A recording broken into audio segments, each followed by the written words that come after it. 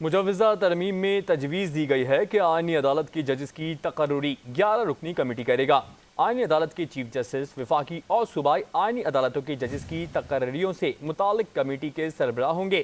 اس بارے میں مزید تفصیلات جانتے ہیں بیورو چیف اسلام آباد بے نظیر مہدی سے۔ جی بے نظیر، بتائیے گا اس حوالے سے۔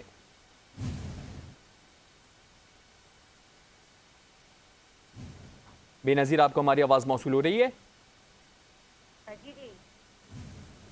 جی بے نظیر، اس ترمیم کے حوالے سے بتائیے گا۔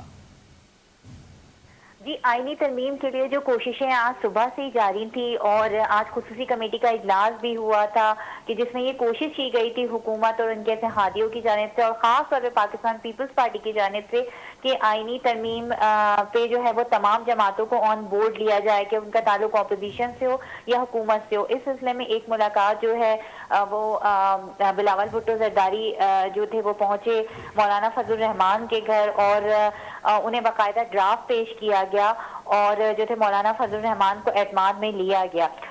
یہ پہلی دفعہ نہیں ہے کہ بلاول بھٹو زرداری جو ہے وہ یا پیپلز پارٹی کا وفد جو ہے مولانا فضل الرحمان سے آئینی ترمیم کے بارے میں ملا ہے۔ اس سے پہلے بھی جو یہ ٹاسک ہے باقاعدہ طور پہ آئینی ترمیم لانے کا، یہ پیپلز پارٹی کو دیا گیا ہے اور اس سے پہلے بھی جو ہے وہ پیپلز پارٹی کا جو وفد ہے کئی بار مولانا فضل الرحمان کے پاس جا چکا تھا۔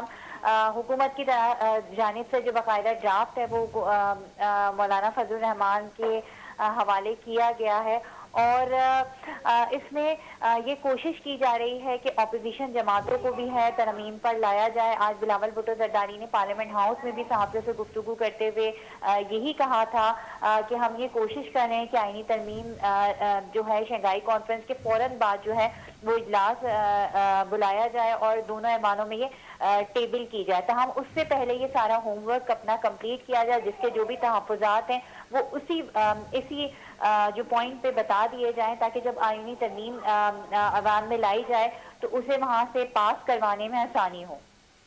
جی بہت شکریہ بیورو چیف اسلام آباد بے نظیر مہدی، آپ ہمیں اپڈیٹ کر رہی تھیں۔